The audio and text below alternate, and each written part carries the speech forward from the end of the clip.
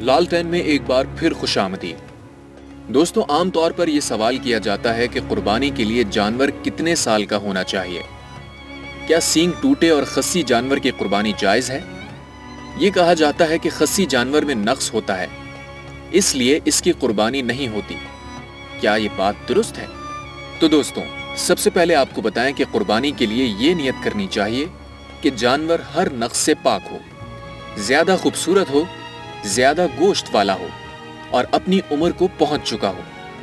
اس حوالے سے عمروں کی تفصیلات یہ ہیں۔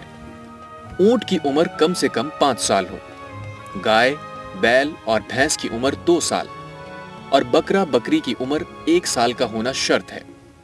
البتہ بھیڑ یا دمبا 1 سال سے کم کا ہو اور اتنا فربا ہو کہ دیکھنے میں سال بھر کا معلوم ہوتا ہو، ایسے جانور کی قربانی کرنا درست ہے۔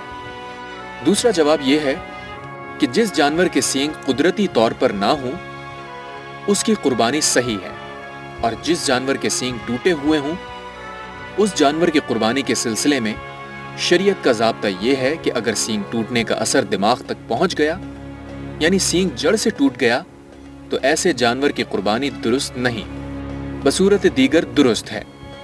لہٰذا ایسی صورت میں کہ جس جانور کے سینگ ٹوٹنے کی وجہ سے اس کا اثر دماغ تک پہنچے گا، اس کی قربانی صحیح نہیں ہوگی۔ ایک سوال کے جواب میں یہ بھی احادیث کی کتب میں آیا کہ اگر کسی بکرے کو کتا کاٹ جائے تو کیا کیا جائے؟ اس کا جواب یہ ہے کہ اس بکری کی قربانی درست ہے، البتہ اس بکرے کا گوشت کھانے سے احتیاط کرنی چاہیے، کیونکہ کتے نے جس کو کاٹ لیا ہو اس کے زہریلے اثرات پورے جسم میں اور ہر جز میں سرایت کر جاتے ہیں، اس لیے اس کا گوشت نہیں کھانا چاہیے، بلکہ اسے گڑھا کھود کر کہیں دفن کر دینا چاہیے۔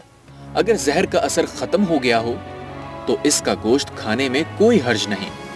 تیسرے سوال یعنی خصی جانور کی قربانی درست ہے یا نہیں، اس کا جواب یہ ہے کہ خصی جانور کی قربانی کرنا نہ صرف جائز ہے بلکہ افضل اور بہتر ہے۔